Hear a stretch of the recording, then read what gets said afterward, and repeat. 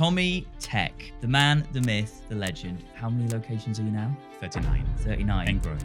We flew into Abu Dhabi where we had private cars waiting for us that took us to the coast where there was a first yacht, which to me was gigantic, but that was the small yacht that took us to the bigger one that was out there on the seas. In there was, I mean, I've never seen anything like that in my life. It was packed floor to ceiling with the most expensive meat you can even think of. The highlight of the trip, apart from all the luxury we're surrounded by, was the staff. On everyone's mind is, as people scale, they potentially lose culture. Were there any kind of slips in what culture meant for Honest Burgers at the beginning versus during that growing period? Like all brands, we did mistakes and the wrong decisions, and we learned from it. One of the things we've done almost 3 times now, and it failed every single time, sadly, was... In the world of AI now, Tommy, how are you currently doing it, Honest? Really, all that's left for the manager is to manage their people, to coach, to train, and just to be on the floor. I have heard you used to be in a punk band. Please tell me this is true. Those were brilliant years of my life. Thank you so much for joining the It's All Gravy podcast today. The world of Honest Burgers, where everyone is dying to know, you know, was it 2011 first site? Was it 2014 first site? When was it? Yeah, 2011, 2012. Was it Brixton? I'm losing. It was Brixton, indeed. Yeah. Brixton, yeah. Nice. And how many locations are you now? 39. 39. And growing. Wow. How, everyone wants to know, how do you do it? How did Honest Burgers do it? I did not do it. I often get people get confused that I'm Tom Barton now, because I sometimes also get some emails that are directed to Tom. Not anymore, but in the early days, yeah. So I'm Tommy Tech, not Tom Barton. Tom Barton. But yeah, it's been a fantastic journey. I've joined 12 years ago now. At the time I joined, we had 3 locations. So Brixton, the very first, and then we opened Soho a little bit later, and King's Cross. And it's in King's Cross that I did my training and things like that. By the time I finished my training, I've opened site number 6, which was Oxford Circus. At the time, it was called Marketplace. Okay. And yeah, since then we kept opening like 5, 6 a year. We got up to 45 locations just before COVID. And then it all stopped for a few years. And then everything was upside down coming on the other side of COVID, which was extremely interesting. So the busy location, touristy locations became quiet. The local residential locations became extremely busy. So we had to move our superstar to different locations to make sure that they were in the right place, pushing the business. Were you still doing like things like Deliveroo before COVID? Was that still a big hit? But then the drive was focused on more takeaway during that time? How did it work? Well, we went with whatever the government was allowing at the time. So yeah, from one day to another, we shut all the restaurants, and then until the government kind of find their feet a little bit, we started reopening for takeaway and delivery mainly. And then on and off, we had customers in, customers back off. So the setup was very simple. We had teams of 5 people because we had obviously to keep them safe. We're just copy pasting the rota from one week to another, and the vast majority of the staff was on furlough. So I mean, I have very good memories from COVID personally. I mean, touching wood, no one that I know was affected or had any issues, health issues, but it was one of those moments when you feel you're part of history, like the page had been written a little bit, you know. And then now you talk about COVID to the younger generation. It's like, what is COVID? Like, what do you mean a lockdown? Yeah, it was part of a lockdown. There was no one on the street. You have to wear a mask. Like, you were allowed just to go for one walk every day, and then you had to stay indoors. And I know. Yeah, that was a whole thing. I got extremely fit during COVID. Really? Doing yoga and working out, there was not much more to do, right? So, oh my gosh! And I've never walked so much in my life. I mean, I did as an ops manager, but yeah, I got very good memory. But no, so going back to the world of Honest, so you started in King's Cross, then training. Was it training in King's Cross? Training King's Cross, and then open marketplace. Yeah, Oxford Circus. Was that one of the big kind of burger giveaways that you were doing at Oxford Circus? Yeah, and those were great. So back in the days, whenever we opened the location, well, it was a huge event for the company. Obviously, going from 1, 2 to 3 to 4, and the tradition was every time you open a restaurant, you do a giveaway. So site number 4 was 400 burgers that we gave away. Site number 5 was 500 burgers. I've opened Oxford Circus, which was site number 6. So it was 600 burgers that we've given away. Wow. So we had people queuing from very early in the morning, and the queue was going around multiple blocks at a time. And it was absolute madness. People queued for a very long time. Wow. It was also a rainy day. Some people actually sat on the terrace with an umbrella. I got a few pictures of literally stuffing their face with a free burger and holding the other hand holding the umbrella, because the condition was you had to eat in, because you had obviously to pay the kitchen. Oh, of course, right. Okay. It was, but that really put us on the map for people that were working locally, because huge queues still turn heads nowadays. Like you walk in Soho and there's a queue. You don't even know why. I mean, I see younger kids not queuing, and I'm like, what are you queuing for? Like, there's literally no shop, and then there's like an underground shop. Supreme used to be massive queues, huge, right? It's not as cool anymore, but there's other things now that just generates queues, and it always turns head, right? That's amazing. And so during the giveaway, how many people did you have working then? As many as we could. Really. Yeah, that's the thing when you do large events like this. Is one of the lessons is that you never have too many people. Was it fun? Did you enjoy it? Did the whole team kind of enjoy that? It was, you mentioned it, chaos, super busy, but everyone had a fun time. Yeah, it was organized chaos. I think it went well, and I think we did one more big giveaway after that, reaching 700, and then we stopped because it just became very difficult commercially. Yeah, 40th site, 4,000 burgers. So we did giveaways still. We did some other forms of marketing to put us on the map. That was one of the last few big giveaways. Yeah, growing from one site to now to was 45, now 39. I suppose what did that scaling look like? Because I suppose on everyone's mind is, as people scale, they potentially lose culture. Were there any kind of slips in what culture meant for Honest Burgers at the beginning versus during that growing period?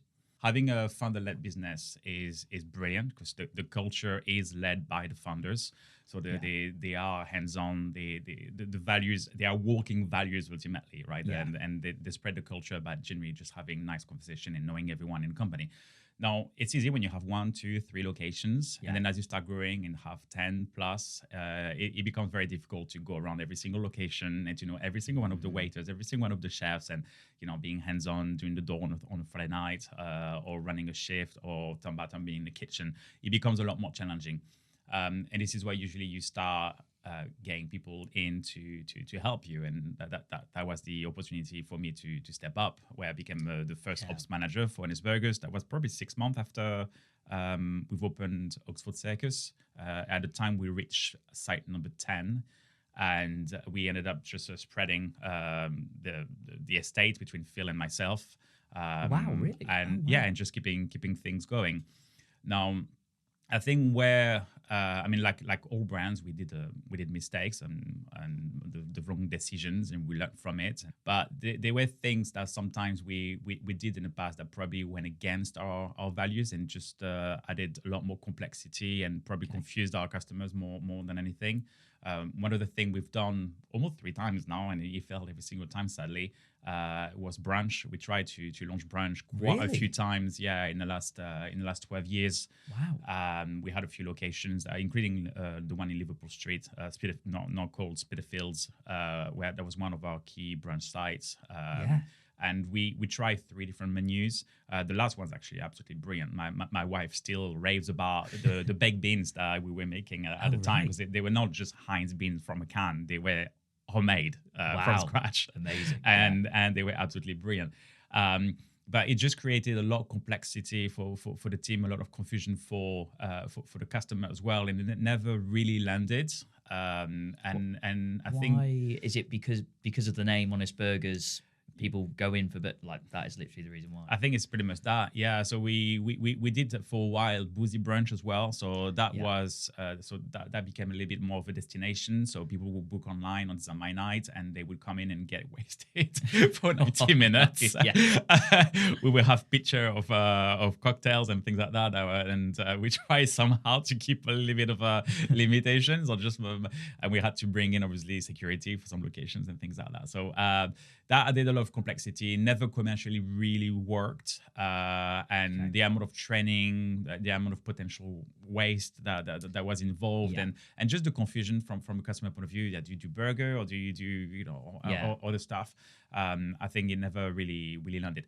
Once we figured out that it was not working, we got back to our core value, and we focused on doing one thing and do it very well, which was cooking burgers ultimately.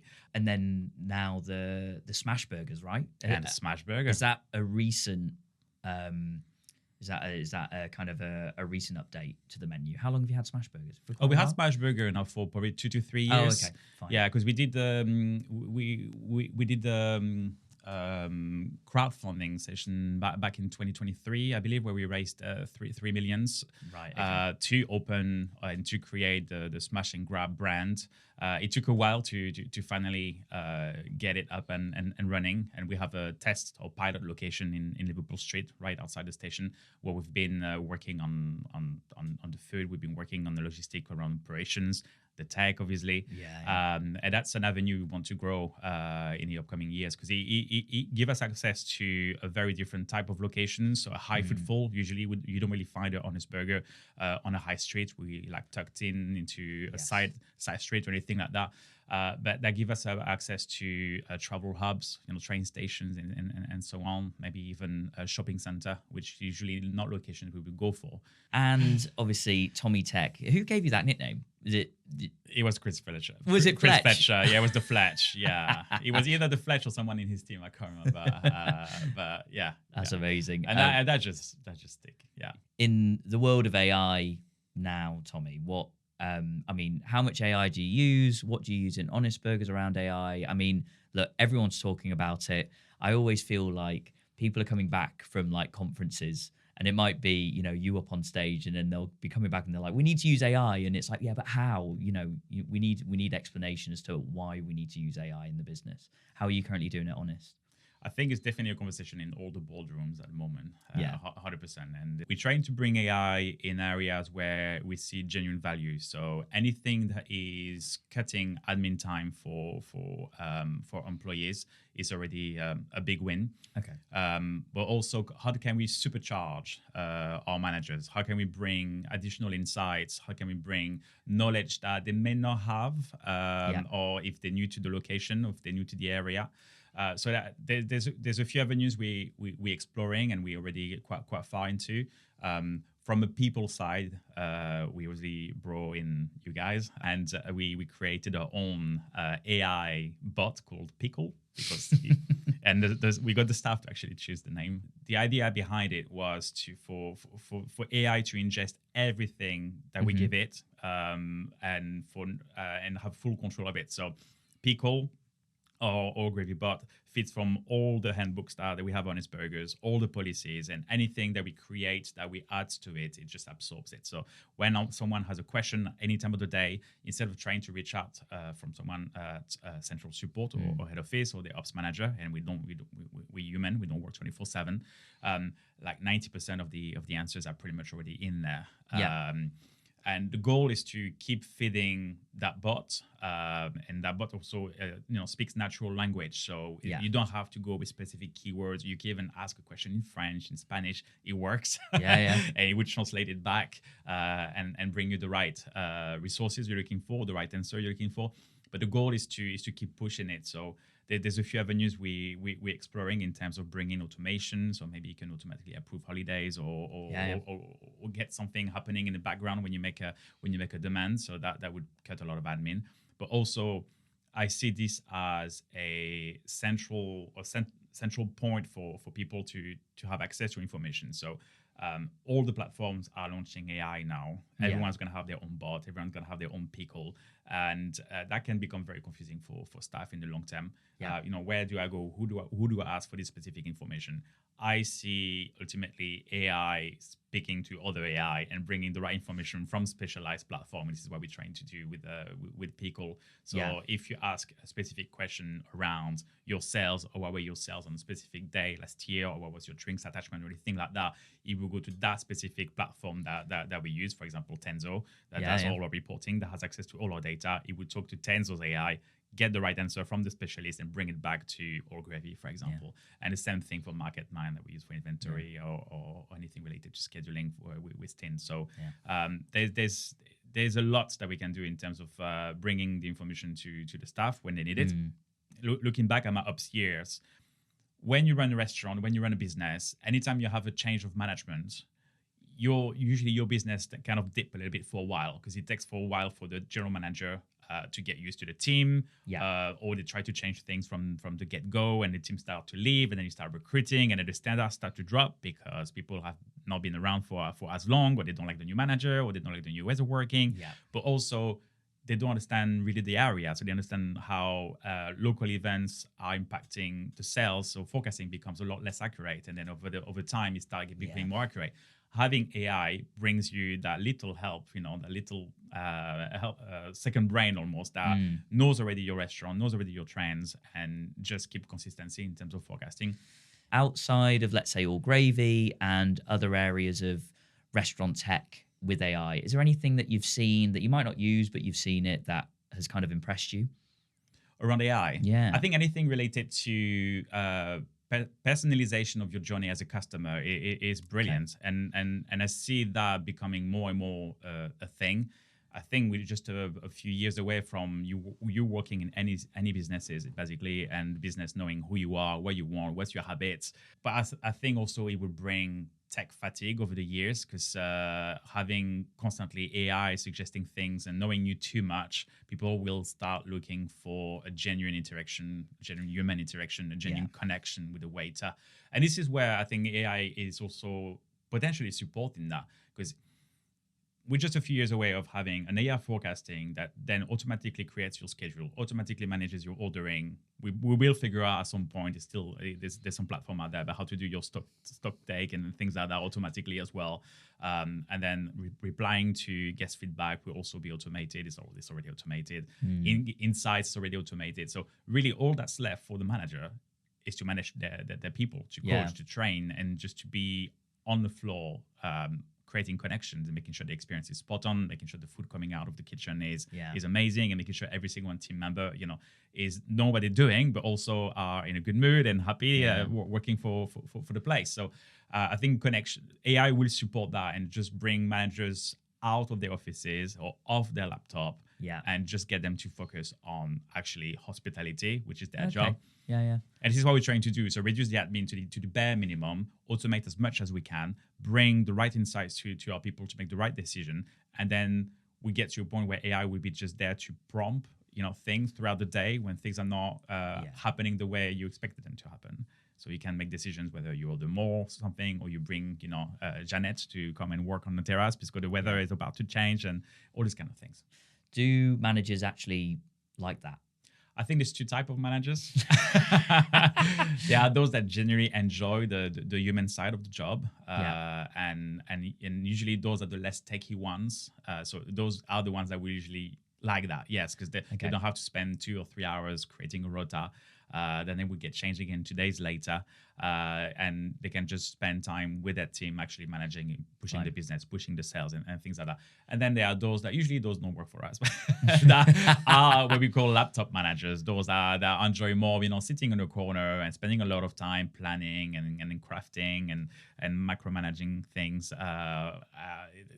We don't need that. This is not managing a business. This is not how we expect our managers to behave. So the way we see it is you lead by example, you inspire, you genuinely lead, and you can't lead from the back of a restaurant or watching the CCTV in a small office in a basement. So I think you will push people to do a more human job and to actually coach and develop their team. That's nice. And when did you turn into the world of tech and you were like, I think I could do myself a job here in terms of the world of systems?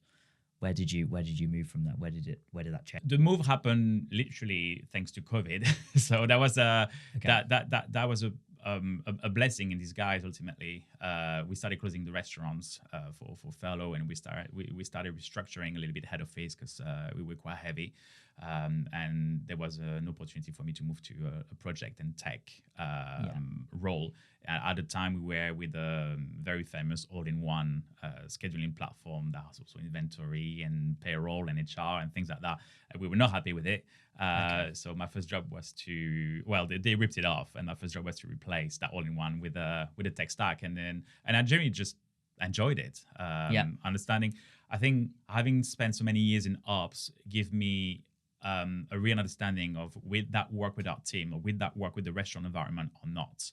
Because I see it from a staff point of view, I see it from a manager's point of view, and those are generally my customers more than head office or anyone at the execs level. Because if the staff is not sold, if it doesn't solve a problem, if it doesn't make their life easier, that project will never ever land. The great side of my job is I get to work with partners that are very early in their journey. And sometimes, you take a huge leap of faith in terms of trusting someone that's so early in their journey, doesn't have the backup of many, many brands behind it. But you get, in the end, when it works, something so bespoke to your needs. And you get a partnership genuinely in terms of this is what we want. And they commit to develop it. And it actually works. And then you keep developing over the years. And you get this strong relationship where it just clicks. And that is invaluable. We gain from something that is specifically bespoke, and they gain from visibility and credibility of using a brand like ours. And also, there's probably 80 or 85% of our requirements that will take the same requirements as all the brands or similar brands on the market. Has there ever been a situation where tech hasn't fixed a people issue at any point? Tech can't fix bad culture. Or can't fix bad values, and this is why going back to having a founder-led business. It's so important that anyone working in the company, especially at top level, are living and breathing the values of the company. You don't just learn values by reading them on we used to have them on the t-shirt actually for a while. But this is now how you teach values to people, by just getting them to memorize them. You embody them every single day. It's the way you talk to people, the way you empower your managers, the way you bring trust to people, the way you give them the opportunity to be themselves, and it's led by the top management. So if the top management say something but do the opposite, that's probably a business I don't want to work for. Yeah, and it starts from when they first applied to the job, 100%. Or even actually before, when they're the customer, because it starts as a customer. Exactly. Funny enough, we still have a lot of people applying that used to be customers. Really? At all levels ultimately, and even myself, when I applied for Honest Burgers 12 years ago, I was already a customer, so I knew I wanted to work for that company because it looked fun. Staff was very charming and very friendly and very relaxed, and the place was fun, great music, clean. I wanted, and great food, obviously. So I wanted to work for this business as a customer. What are you doing as a business, as Honest Burgers, to try and kind of increase retention rates, decrease turnover, keeping people happy, essentially? I think potential employees have been a lot more picky in terms of who they want to work for. Even the younger generation, they want to understand, what company they work for, what are the values and what they're doing, and what was almost the mission. They want to be part of something. So we invested a lot of time and effort and tech in terms of creating this entire journey that starts pretty much from the moment you apply, and making it as seamless as possible in terms of transfer of the data and not having to give your personal details multiple times throughout the journey, but also every single touch point having people that embrace what Honest Burgers is as a company. And having touch point, once you got hired, it's not the end of the line. It's actually, this is where the real work starts for us to make sure that people are trained properly, people are having regular catch up. Any things that hasn't gone too well is fixed as quick as possible. Because this is the first 90 days are crucial. Is that the key focus for Honest Burgers then, to have the best 0 to 90 days for the employees? Not specifically, because it carries on after that. We try to promote any manager from within. So we only go to the market if we really, really, really need to. But we've got programs in place to produce shift managers, to produce assistant manager, GMs, head chefs, sous chefs. And whenever there's an opportunity, ops level or head office level, we go into the GM pool first. We just promoted, we just got a new ops manager that just started. Really? And he's one of our GMs. Oh, actually, every single one of our ops managers is an ex-GM pretty much for Honest Burgers. So that's brilliant. It's fantastic. It gives, even myself, I'm an ex-GM. So it gives people, I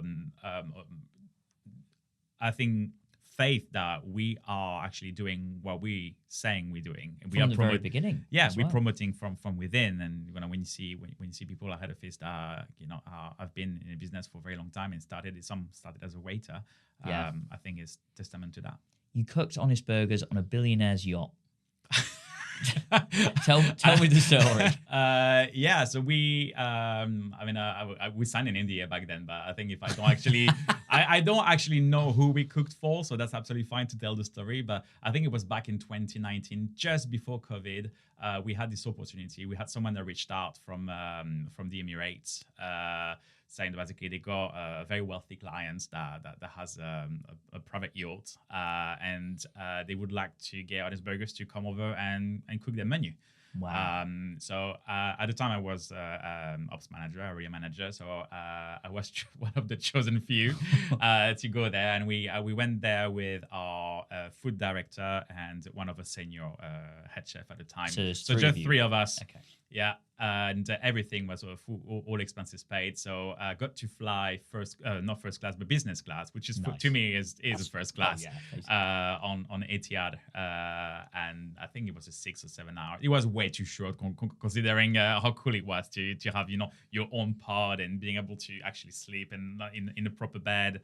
It was a fully reclining. It was absolutely brilliant. So that's something that I think I wouldn't be ever able to afford myself, but that was just a great experience on its own.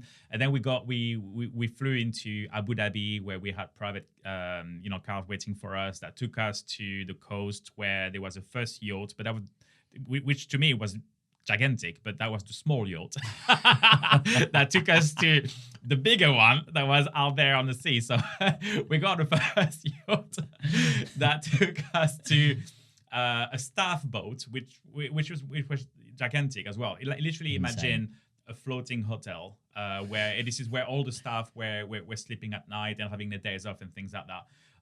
We had tiny cabins where we were staying at, and then they took us to the actual yacht, which was also absolutely massive. And we got through the guts of the boat, and in there was, I've never seen anything like that in my life. There was a kitchen that was way bigger than any restaurant kitchen that I ever seen. Really? And they were genuinely cooking any food you can imagine. And we had a small corner that was given to Honest Burgers, and next to us there were a few Japanese chefs that they flew also from Japan. And the goal was just to create every day a buffet that they would come and collect the food on a trolley, bring it to the guests when it was having a party, and so people could place specific orders. And we just did that for 5 days straight, basically. Wow. But the funny thing is that we didn't have any ingredients, so we had to recreate everything from scratch on the boat. Wow. So they had a baker that baked the buns for us, and then we had to find the right meat. So obviously we are on butcher, so we had to go into this gigantic cold room. Those are the biggest fridges I've ever seen, and it was just packed floor to ceiling in a yacht. It was it was packed floor to ceiling with the most expensive meat you can even think of. Like, so we started, trying to get the right bun consistency, to cook the right relish, to try to get the right meat consistency and the right blend, even using Wagyu, because why not? And then we were just cooking every single day, a few burgers. And there were some very specific, and the chips as well, made from scratch on the boat. And yeah, we done that for 5 days, and we never ever saw or knew who we were cooking for. We're just, going through the back door and going back into the dorm ship, I would say, because and we had a tiny boat that were transferring us every single day. And at some point, we had the opportunity to also go onto the private island that owner, obviously that owner had a private island. I think it was on a Persian Gulf, just on the coast of Qatar. And he had a small private island with a huge mansion, and we were supposed to go cook a barbecue, and it got cancelled at the very last minute. So I never got to see the island. I saw it from the boat. Okay. And then, they drove us back to, they got us back to Abu Dhabi, and then we spent a couple of extra days there. Just we paid ourselves for a hotel before we flew back. To kind of like pinch me moment, like just to enjoy, because we literally went from the plane to a car to a boat to a boat to a boat to a boat, and then back onto the land. So just to have a little bit of time to actually enjoy, Abu Dhabi, and we even did a trip to Dubai. So that was surreal and absolutely brilliant, and it's just a completely different world that I can barely imagine. But ultimately, they enjoyed the brand. They wanted to bring a little taste of UK onto the boat, and I was very fortunate to be one of the lucky ones. And to be fair, I think the highlight of the trip, apart from all the luxury we're surrounded by, was the staff, and the seasonal staff that are used to work a month and month on a ship ultimately, and they will get on so well with each other. It was absolutely brilliant. Crazy. Have they ever asked Honest Burgers to do it again? No. And I don't know how we should take it. Might have been the Wagyu. Just blame it on the Wagyu, Tommy.